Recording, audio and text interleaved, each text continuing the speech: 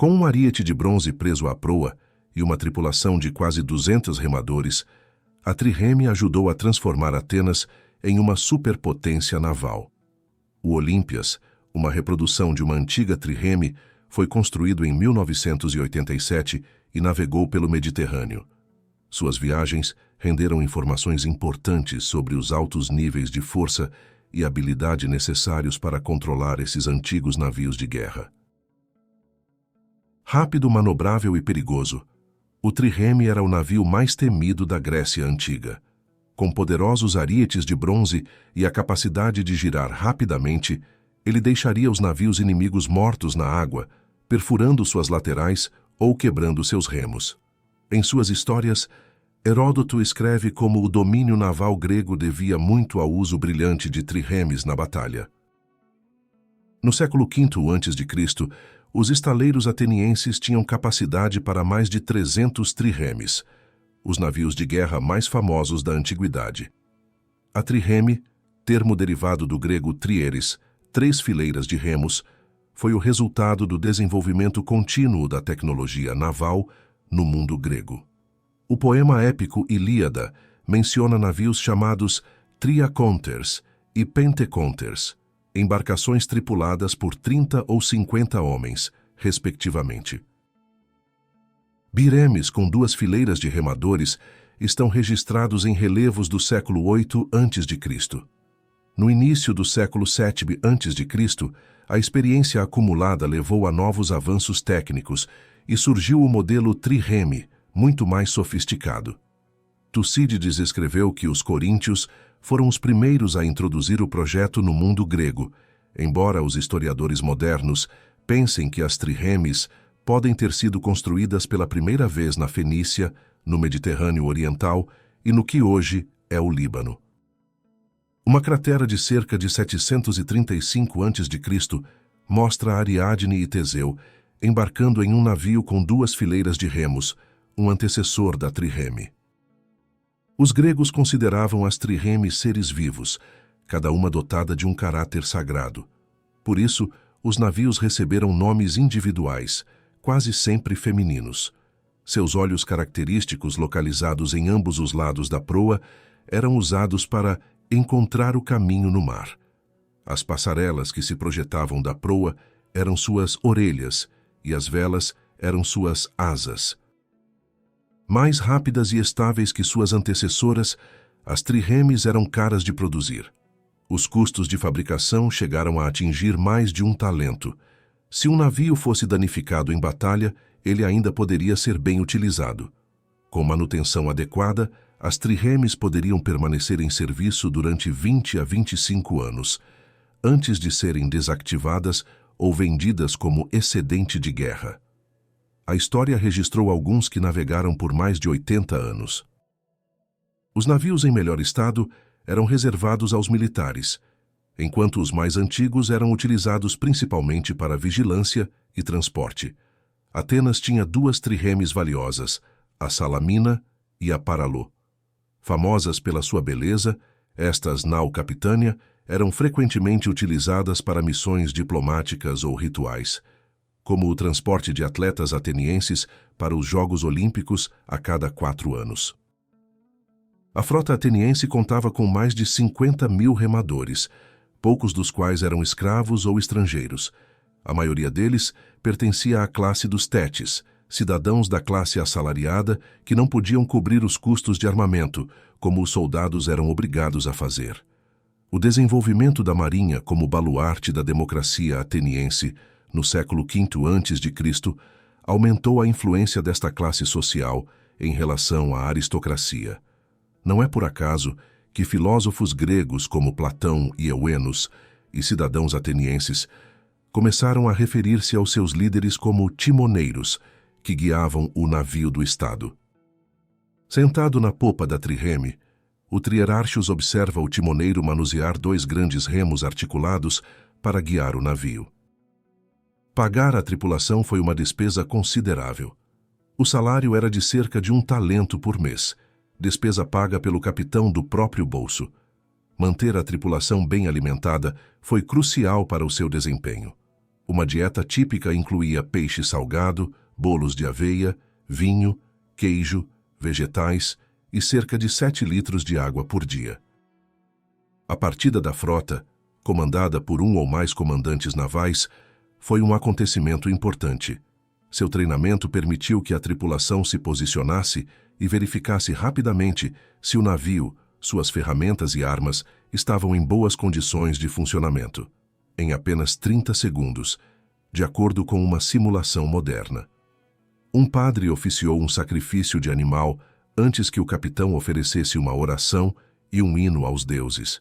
Finalmente, uma taça de vinho foi derramada na proa e na popa do navio, como uma libação.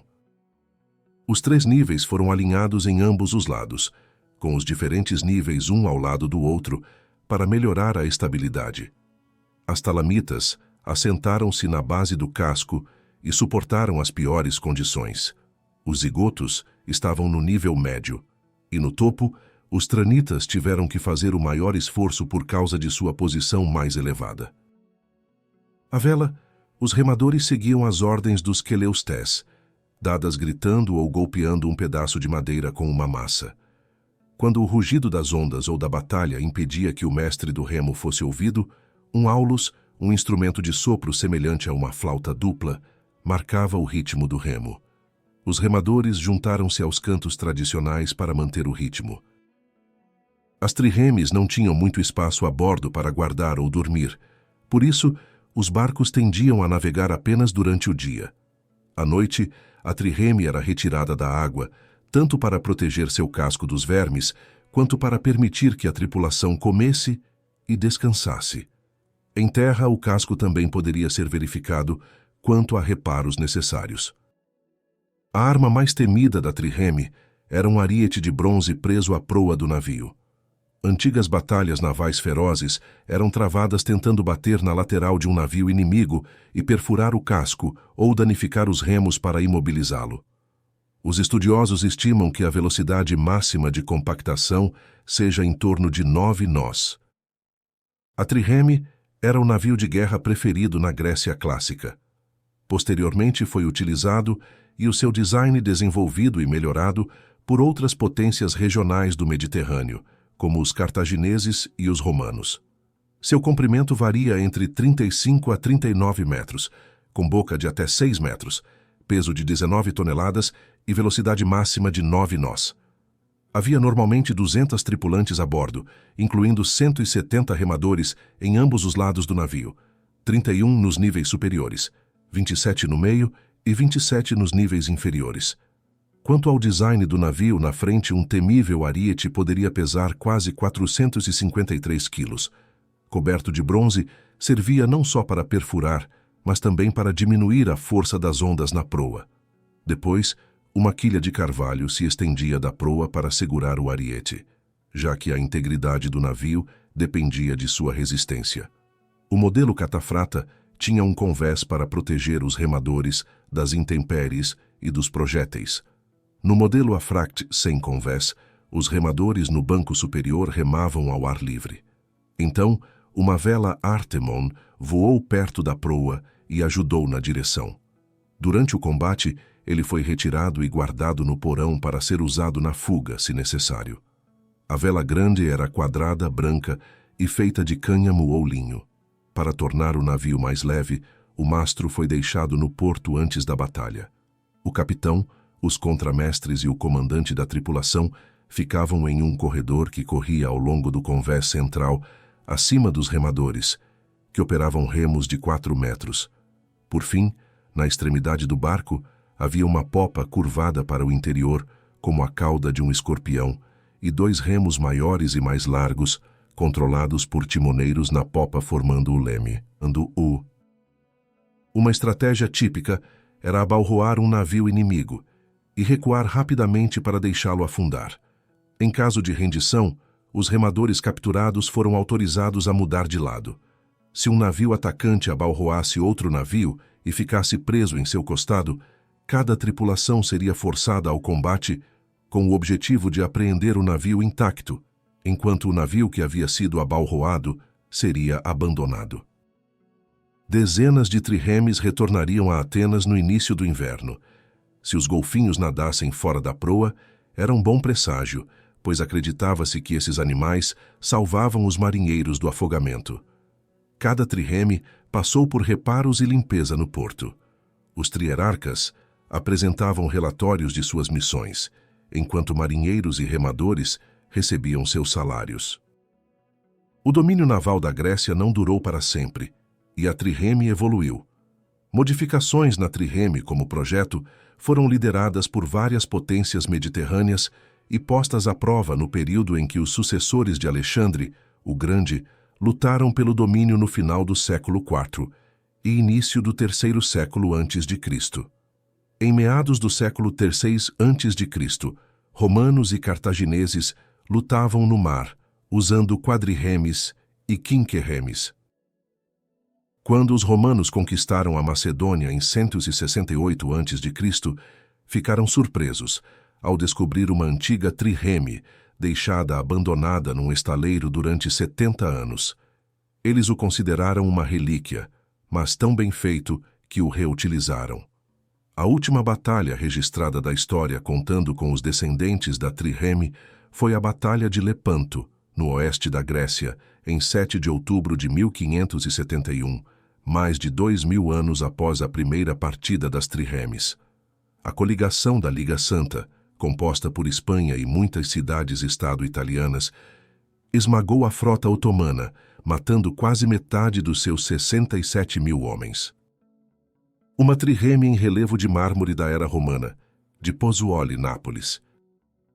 Uma estela funerária mostra um jovem chamado Democleides, que morreu em uma batalha naval, sentado na proa de seu navio. A Batalha de Lepanto foi um dos últimos conflitos navais no Ocidente, a depender fortemente de galeras movidas por humanos. Os conflitos navais subsequentes seriam dominados por embarcações movidas à vela. A vasta implantação de embarcações que marcou as batalhas navais na antiguidade também estava se tornando uma coisa do passado. Quase 700 galeras participaram da Batalha de Ecnomus entre Roma e Cartago em 256 a.C. Um total de cerca de 70 navios participaram na Batalha de Trafalgar de 1805. Hoje, os arqueólogos estão ansiosos para encontrar quaisquer vestígios materiais das triremes do século V a.C. em todo o mundo mediterrâneo. Como os navios eram feitos de madeira macia e suscetíveis a vermes e decomposição, naufrágios bem preservados são difíceis, se não impossíveis, de encontrar nas águas quentes do mar. Os carneiros de bronze, no entanto, sobreviveriam séculos no fundo do mar, e os arqueólogos continuam a vasculhar as águas em busca deles. Uma das primeiras e mais significativas descobertas foi o chamado Carneiro Athlit, descoberto em 1980, perto da vila de Athlit, em Israel. Dando uma excelente visão de como essas armas foram forjadas, o pesado ariete de bronze pesa mais de 1.000 libras. Foi encontrado com madeiras ainda presas, ao que hoje se acredita ser uma trireme ou quadrireme de cerca do século II a.C. Um dos sítios arqueológicos mais valiosos é o Porto Militar do Pireu. Localizado a cerca de 8 quilômetros de Atenas, Pireu foi o lar da poderosa frota ateniense no auge de seus poderes no século V a.C. Os arqueólogos ficaram entusiasmados ao encontrar os restos de várias casas de barcos antigas, o que os ajudou a compreender melhor não apenas como as triremes foram construídas, mas também como foram mantidas. A caça continua a estes antigos barcos que governaram o Mediterrâneo, e ao que eles podem revelar sobre a cultura da construção naval da antiga Atenas. A ilha de Salamina e o promontório de Sinossura constituem o pano de fundo contra o qual centenas de navios lotados lutam na famosa Batalha de Salamina durante a segunda invasão persa da Grécia. Uma trireme grega completa a manobra para colidir com um navio persa à direita ou estibordo, destruindo muitos dos remos na colisão. Os persas usam suas flechas e dardos em uma última tentativa de salvar seu navio atingido.